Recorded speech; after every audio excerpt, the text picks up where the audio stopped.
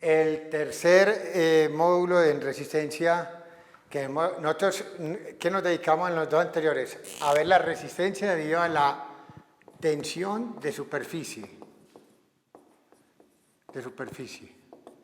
No podemos olvidar que esa tensión de superficie es como si fuera un resorte, el cual tenemos que tratar de inflarlo, de estirarlo, así como teníamos que vencer la elastina y el colágeno.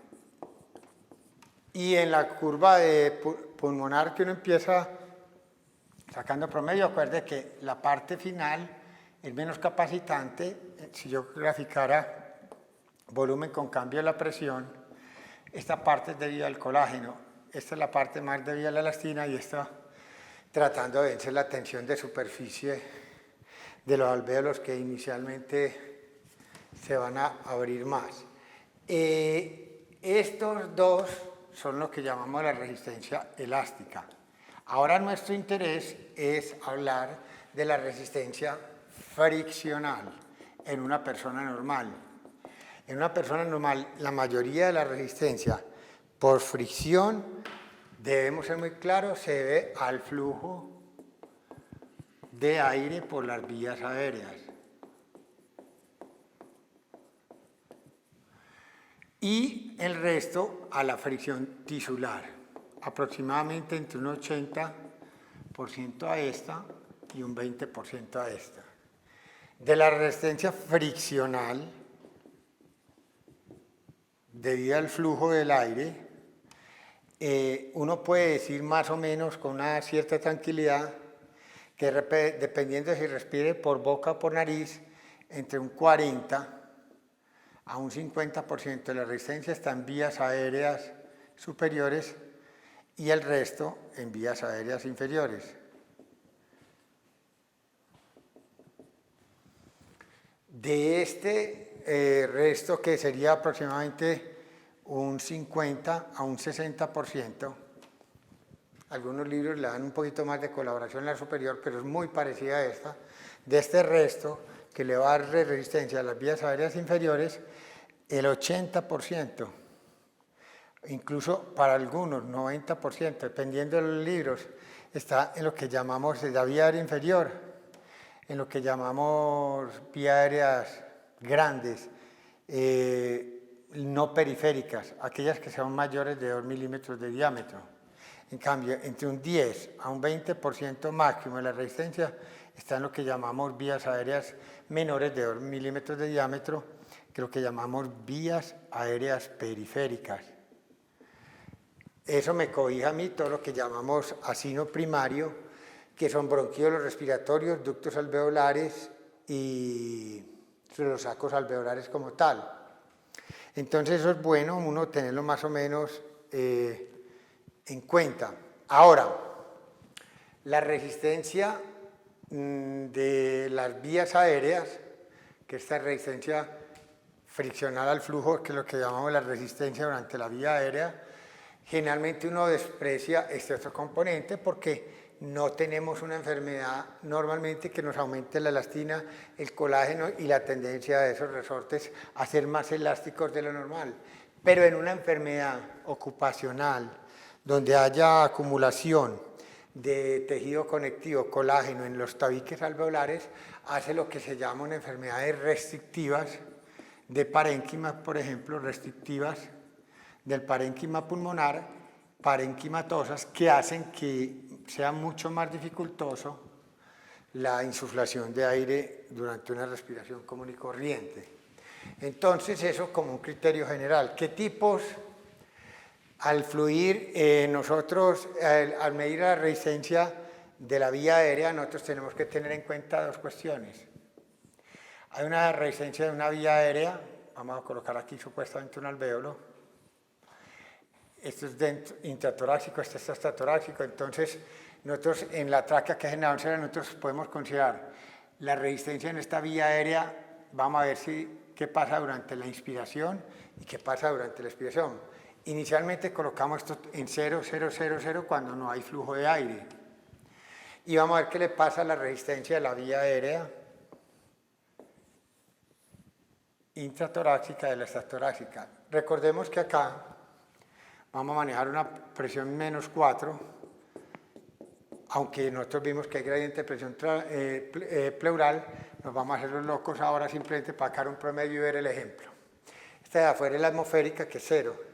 Aquí nosotros tenemos una presión transpulmonar de 760, que es 0, menos 756, que es más 4, la resta.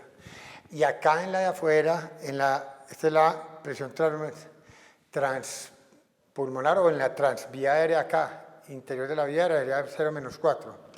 Podríamos hablar de la resistencia de la vía aérea intratorácica. 760 acá menos 4. Y en la resistencia de la vía aérea extratorácica tendríamos 760 la de adentro menos 760, que sería la de afuera. Ahí sin habernos movido. Si yo inspiro,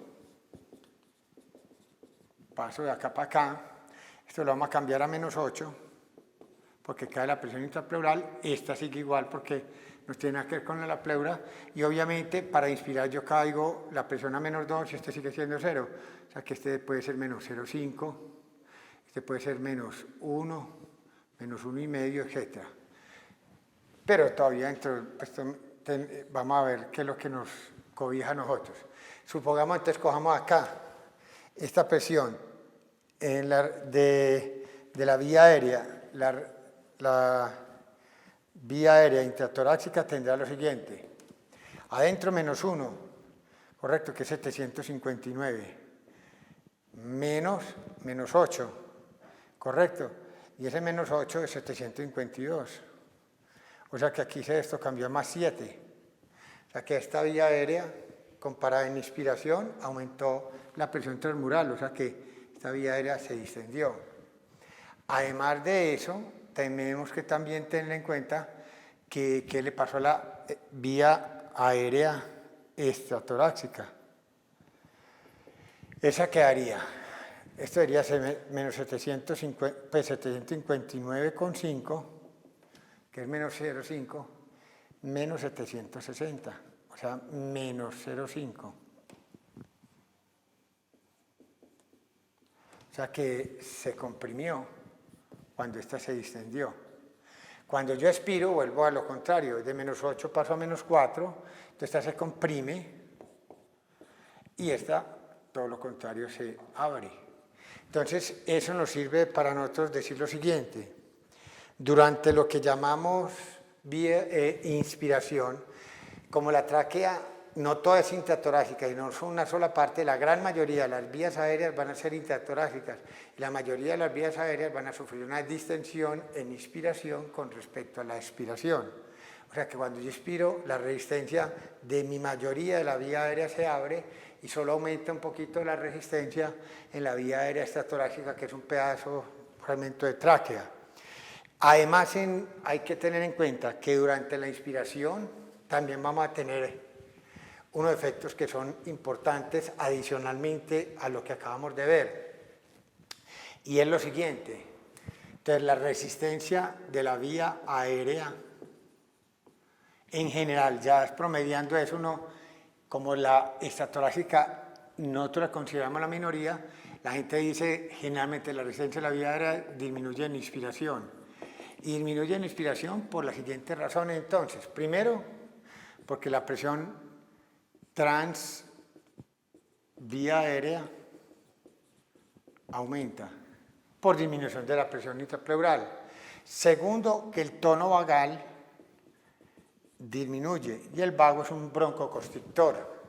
Y al no tener ese vago, por orden del núcleo del tracto solitario que está metido en el grupo respiratorio dorsal allá, me da cada vez que inspire una orden de disminuir el tono vagal, que es un broncoconstrictor.